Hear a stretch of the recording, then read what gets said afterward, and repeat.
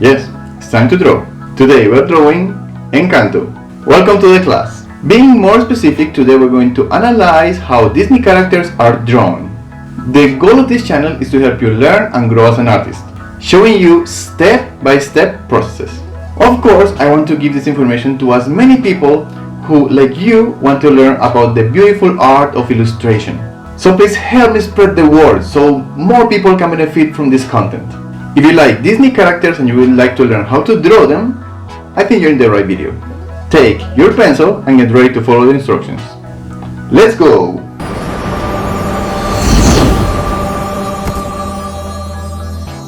More than a video of how I draw, this is a complete class, so take paper and pencil, draw with me, take notes, because this class is packed with information. To clarify, this is not a video made specifically for kids, but kids can follow the video with some adult guidance. Encanto is the newest movie by Disney Animation Studios. It displays all the talent and amazing work created by Disney artists and production machinery. It shows great songs, but this one part, and a good story about being part of a family. Whenever you look at a Disney movie, you feel something Disney about it. Somehow you know the characters belong to this universe, and it is mainly because they are designed using some very specific characteristics that made them look so familiar and appealing. But which are those characteristics? And more importantly, can anybody find out the secret and draw them? The answer to the second question is yes, and we'll find out the answer to the first question right now. When drawing most characters in different styles, we use the natural proportion 1 by 1 by 1. It means the face is divided into 3 equal parts, horizontally and 2 vertically. We normally draw a circle for the cranium and a triangular pentagon shape for the jaw, and then use the lines to locate the face features. You can find this proportion in most kinds of anatomical drawing and painting, as well as in many kinds of cartoon styles, manga, video games, and many more. These styles use this simple proportion with some degree of stylization, keeping proportion mostly natural. But Disney artists have some special way to use these proportions. Let's see how they do it in Encanto. We will start by analyzing Mirabel, who is the main character in the story. She is a very kind and positive young girl, and it shows in her face that it's almost round. In shape language, round shapes represent mostly positive emotions. This analysis will be the most complete, and the other ones will follow most of the same characteristics with some variations. What we'll do is to find that circle and that pentagon shape in her face. We see how the circle goes from the nose to the cheeks and then around the skull. We see how her skull is a horizontal oval. The jaw shows the pentagon shape, but in a very rounded way. We find the space between her eyebrows, the very base of her nose, and the bottom of her chin to find the central line of her face. The point in which the pentagon shape touches the oval will be the eye line. Just follow it crossing over the top of her eyes. A line from the middle of one ear to the other shows the bottom of her eyes. Keep in mind this is not always the case. These 2 points mark the absolute side of the head, but the side of the face is a little bit more to the inside. These 2 points mark the starting point for most facial features in all characters. From this point, you go down, touching the lower eye line to the middle of her face, getting to the top line. Following the side of the face from these points, you get to the chin. The top of the eye is rounder, and if you extend the inside part of the line, you will get to the base of the nose. Going up from those points in a continuous line, you will create the eyebrows. It will normally have a lower part in the middle, but not always. To find the edge of the eyebrows, draw a line from the inside corner of the eye towards the eyebrow line. Her nose is a drop shape. Starting from the middle of her eye line, draw 2 asymmetrical arcs to create her nostrils. The outside of the nostril is created using the eye to nose line. The space under the nose, for shading purposes, has a curved M shape. Draw a line from the corner of the eyebrows going down to the front of the nose to find the nose bridge and its shading. The corner of her eyes and nose will be a dark area. The lips also follow the side of the face dots. Draw a line from side to side to find the bottom lip. To find the edge of the mouth, draw a curved line from the side of the nose to the chin. The iris, that is the corner part of the eye, can be smaller than a normal eye. Then we see a darker color ring before the pupil, that is the black part. The ears start a bit higher than the eye line and go to the base of the nose. The neck is normally thin. In this position we see a curved line going to the back and a more straight pointing to her clavicle. This triangular shape from the side of her neck to the sternum is normally a shaded area, but we will just keep the bottom part of that triangle in our drawing. Going from the points in the side of her head to the space between her eyebrows and the top of her head, you will find her hairline. Remember, there's some distance between the side of her face to the side of the head point. Find the head partition and draw simple shapes to show the hair general shape. Then you can draw more specific hair shapes. In this case, wavy lines indicate curls. These are all the lines without the picture. You might already found out that the face is not a group of separate parts, but one that is closely related between one part and all others. This was a long one, but I expect you found it worth the time. If you need to go back to check something, do so before we proceed to more characters. These ones will be treated more generally so you can see how they are similar and different. Let's start with Bruno. The biggest difference is how the head is shaped. His skull is a long oval, and his jaw is also very long, also keeping the pentagon shape. We can follow the same kind of eye lines and drop-shaped nose. A continuous line from the top of the nose to the chin integrates the nose and the mouth. A line connects the top of the eyes to the base of the nose. And in this case, we see eye pockets and top eyelids that are shaped like an oval pointing inward. We can find the bottom lip line and the eyebrows line using the side of the face points, and their edge using the inside corner of his eyes. The ears go over the eye line and go to the nose line. We see how this character that is so different shares a lot of similar features. In Dolores, we see most of the same features as we saw previously, but there are some important changes. I find the circle for her skull and the pentagon for her jaw in the same way. But when I find the central line, I see that it is curved. Also, her right side is bigger. This is a trick that animators have used for decades to show the action line. In this case, all the action is going to her right ear. Everything in her right side is wider than it is in the left. We find the exact same lines as previously and very much the same shaded areas. Her mouth is positioned in a round way, so it is more related to her nose and also to the side of her face. Her nose looks similar to the drop-shaped nose, but in this case the most important part is the very tip that is shaped like an oval or a rectangle, or something in between. Structurally, her nose is very close to Camilo's, even if his is bigger. The shadow between the eyebrows and eyes show this is a flat area before getting to the tip. Knowing all this information already, can you find Luisa's lines? Take 10 seconds to find them in your mind. Ready? Go!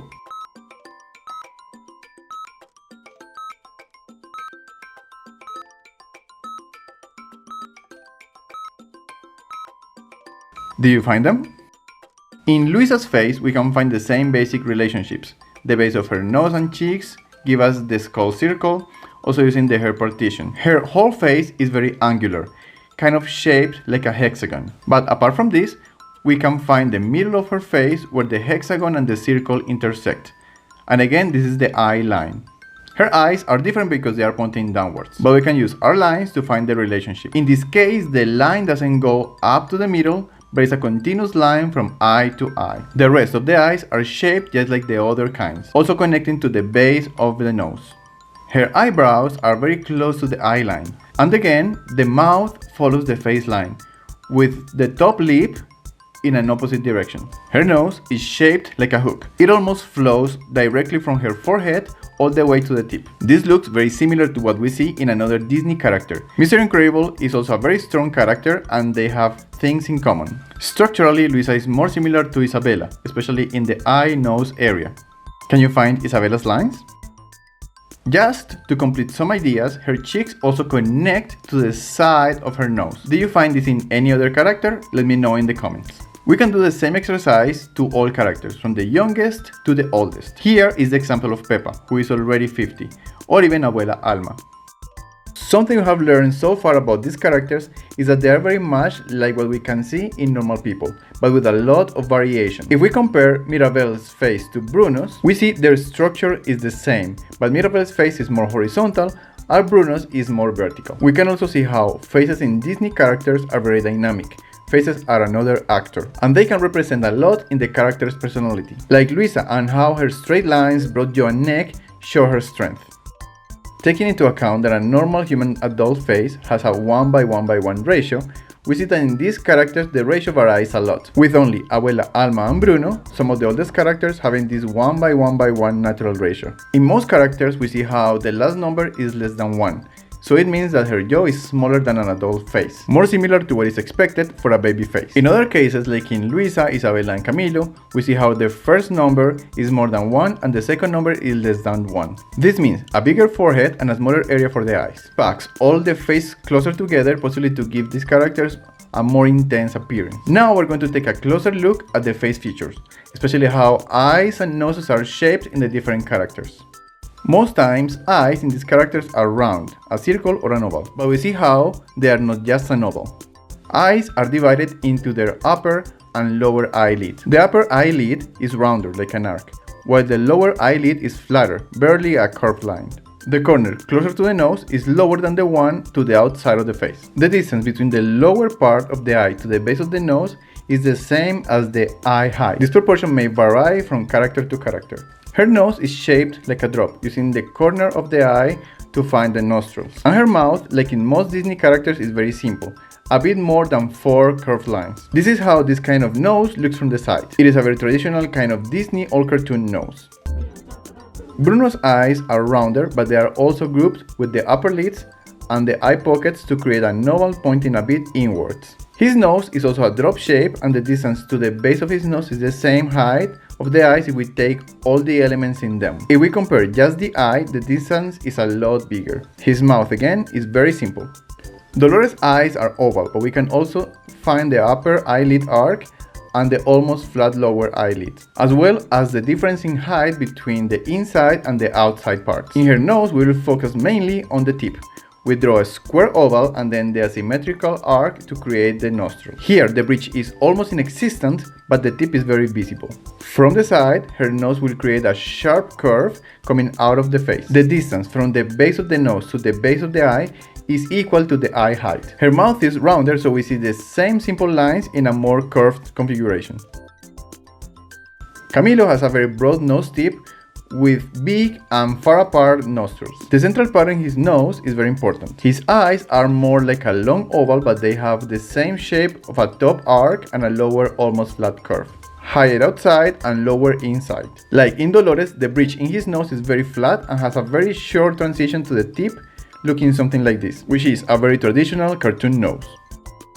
Luisa represents power, so she can't afford having very curved lines. Even her eyes are mostly squared, keeping the same height outside, low inside configuration. The distance to the base of her nose is about 2 eye heights. Of course, eyes cannot be just squared. She's a girl anyway. Her nose is a hook shape, which is a continuation of the forehead, and everything is attached to the bridge. From the side, it looks something like this. These are mostly the characteristics you will find in all the characters of this movie and in most characters in the universe of Disney movies. Just some changes in proportion, face distribution, kind of hair are enough to create new characters. I invite you to play with them. Oh, let's talk about Bruno.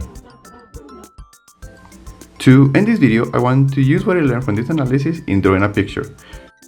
So I decided to draw Bruno. I invite you to follow the process with me. Use the circle and the pentagon shape to create the face shape.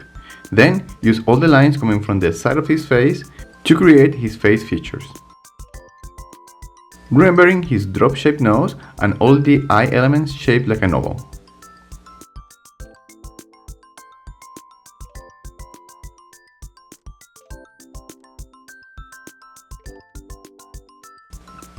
His hair general shape is mostly triangular.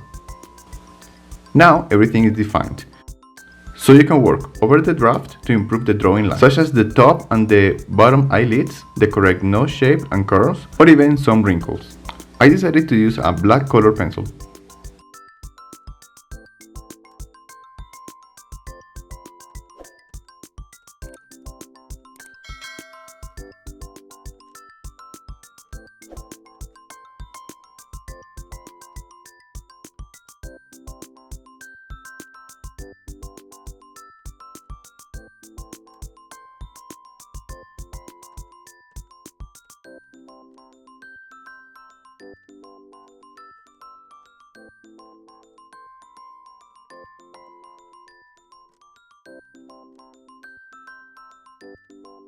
I finished the illustration using only black and green, which are the colors that best represent this character.